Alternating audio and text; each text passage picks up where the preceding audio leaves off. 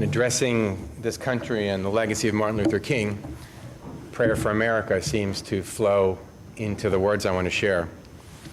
I was born in the Jim Crow South, 1961 in Charlotte, North Carolina. My grandmother lived there from the time they immigrated from Germany for the rest of her life until 2005. In her house, she had a small bathroom just off the laundry room. Had cinder block walls, it was cold in the winter and hot in the summer, and it had the barest of bathroom furnishings. Now, I didn't understand what that bathroom was all about. In fact, I said, how nice, the maid has her own bathroom, until I read the book, The Help. And I realized that it was indeed the maid's bathroom. And it was a standard in Southern homes built during a certain period of time in history, so that the black help wouldn't use the white homeowners' bathrooms. They wouldn't sully the white bathrooms. So up until my grandmother died, up until 2005, the help, the housekeepers, used only that bathroom. Their white uniforms hung on hooks in the cinder block walls. They always called her Miss Stern, and she always called them by their first names. And all this continued long after civil rights laws were passed. Now, my grandmother considered herself an enlightened liberal. This is not a story of some latent racist. She wasn't ever. And she never saw her bathroom as some enduring symbol of the country's dark, racialized past. She never thought that those uniforms in the bathroom, or that the way she and her housekeepers addressed each other was somehow representative of a past, and the way that her housekeepers had to drive across town from their poorer neighborhoods to her neighborhood with the wide, expansive lawns and beautiful, large houses, that was a symptom of enduring inequality. But of course, it was. Now, I didn't think of that either until I became educated by a book that I read about the new Jim Crow that speaks about the current state of race relations in this country. And the more that I came to listen to the voice of American blacks who were lawyers, and politicians, and university professors, and civil rights activists, and pastors, and regular folks, the more I realized that though much progress had been made, we have a long way to go. And I came to see my grandmother's bathroom, that bathroom in Charlotte, North Carolina, that it wasn't just a symbol of a bygone age, that it was a fitting metaphor, a metaphor for the persistence of racial inequality that continues to endure in our nation. Now, that house was knocked down 2005 or so, and I'm sure the house that was rebuilt didn't have a maid's bathroom, but that legacy remains in my memory. So by a quirk of the calendar, two powerful events coincide this week. Of course, the celebration of freedom and liberation, Passover, and the anniversary of the 50th anniversary of the assassination of Martin Luther King. And I believe that because of the story that we tell, that Passover story, because after all, we're the people that literally invented the Feast of Freedom, that it's incumbent upon us to be overly zealous, to be overly responsive and overly vigilant in the continuing efforts to correct those inequalities that my grandmother's bathroom was a symbol of. So, taking advantage of this overlay of those two deeply symbolic events, I want to share some of King's words with you, and words of those who were closest to him, and I hope that these words will be words of encouragement for all of us, not despair, but encouragement, to redouble our efforts to realize King's vision of racial equality. Now, I realize that some of the words might make some of you uncomfortable, but Martin Luther King himself gave me inspiration, because he spoke these words a few weeks before he was assassinated. He said, "There comes a time when one must take a position that is neither safe nor politic, nor popular, but he must do it because conscience tells him it is right."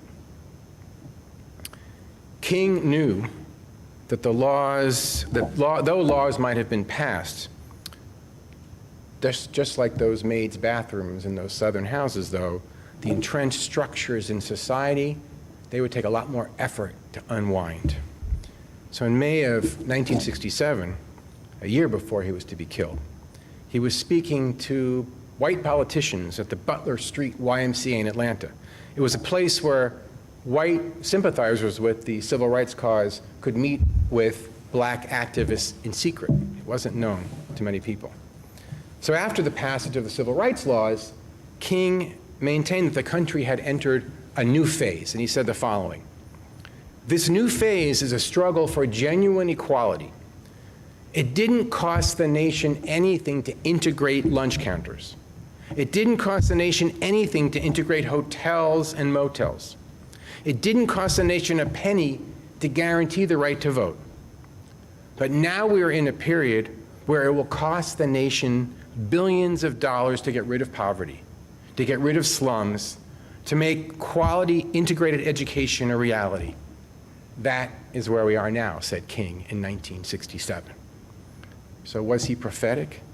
Has our nation invested in racial equality in the way we need? Well, at the Sobelman Stern Passover Seder, and also at the Interfaith Seder that I conducted for the Los Angeles Federation along with Cantor Lutz, we added 10 modern plagues to the 10 ancient ones. And those plagues reveal some deep, enduring disparities in the way people of different races experience that emblematic American dream. So imagine wine in the cup. Imagine a drip for homelessness. LA County, as you probably know, lays claim to the largest number of chronically homeless people in the entire nation. Now, nationally, that homeless population is 40% black and 27% Latino. Blacks make up only 2.5% of the US population. So the numbers don't jive. And despite the commendable efforts to build affordable housing, the availability is far short of the need. Drop. Mass incarceration.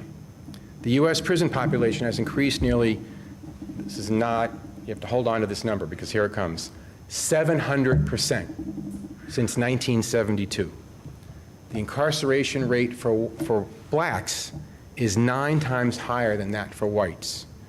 Now, it's important to note that proportionally, people of color are not committing more crimes, though one might be led to think so.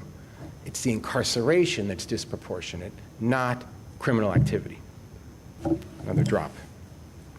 For food insecurity, where is the next meal coming from? Nationally, black and Hispanic households are 3 times more likely to miss meals than whites.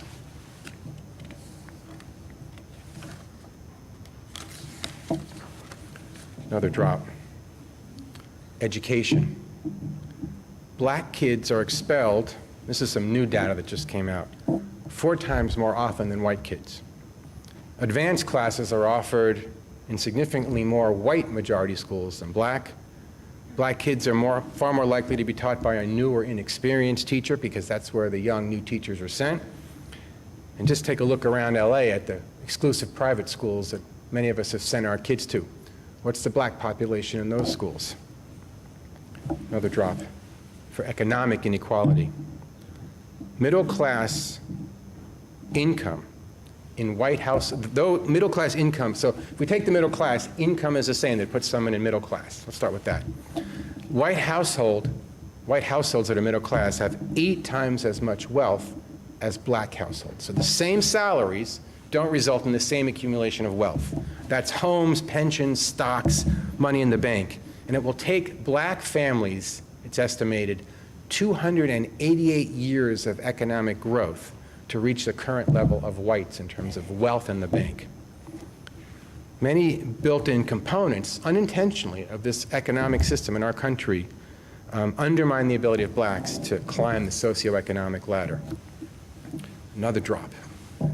Access to health care. Now, admittedly, the ACA, the Affordable Care Act, is an imperfect law. But it did achieve significant progress for people of all color towards more access to health care. Still, over half, I should say, of non-elderly African Americans in this country remain uninsured. So there's more work to be done, and the answer is likely not the gutting of the ACA. Finally, last drop, gun violence. Well, we're all waking up to the dangers of our American gun culture. It's not news to African Americans. Blacks are twice as likely to die by gunfire than whites. And once again, King spoke words 50 years ago that are prophetic even today. Here's what he said. By our readiness to allow arms to be purchased at will and fired at whim, by allowing our movie and television screens to teach our children that the hero is one who masters the art of shooting and the technique of killing, by allowing all these developments, we have created an atmosphere in which violence and hatred have become popular pastimes. So clearly, this is just scratching the surface of a deeper discussion about racial inequalities. But I invite you not to take my word for it. Do your own research and see what some of the data reveal. The sun is just about setting on our week of Passover observance. Maybe some of you made it all the way through on matzah. We continue to count the Omer. In a minute or so, we're going to count the 7th day of the Omer, that counting from the 2nd day of Passover, 49 days to the holiday of Shavuot. And what we celebrate on Shavuot is the presence of Torah in our lives. That book, that sacred book that inspires us to dream of a world that's different from the one we live in. What I'd like to invite you to do is to use these 49 days to count the days of our own recommitment to American equality. And finally, the words from a eulogy spoken by Benjamin Mays. He was the former president of Morehouse College, a historically black college. He was a dear friend of Martin Luther King, and they made a pact that whoever went first would have the other do the eulogy at his funeral. And sadly for Mays, he found himself standing at the funeral of his far younger friend. Mays was 60 when he gave the eulogy for the 39-year-old Martin Luther King. So he said, "Surely this man was called of God to do this work. If Amos and Micah were prophets in the 8th century BC, Martin Luther King Jr. was a prophet in the 20th century.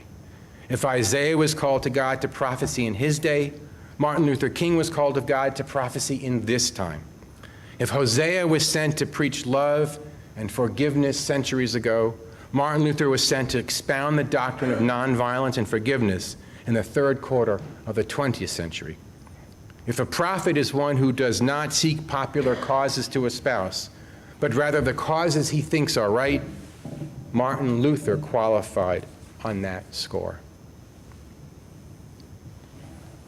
And so we wish that the memory of this great American prophet inspires us, and that the words and the images and the rituals and the holy days of our Jewish tradition guide us, and that we are always, always committed to being more resolute and more passionate for the cause of true equality in our great American nation.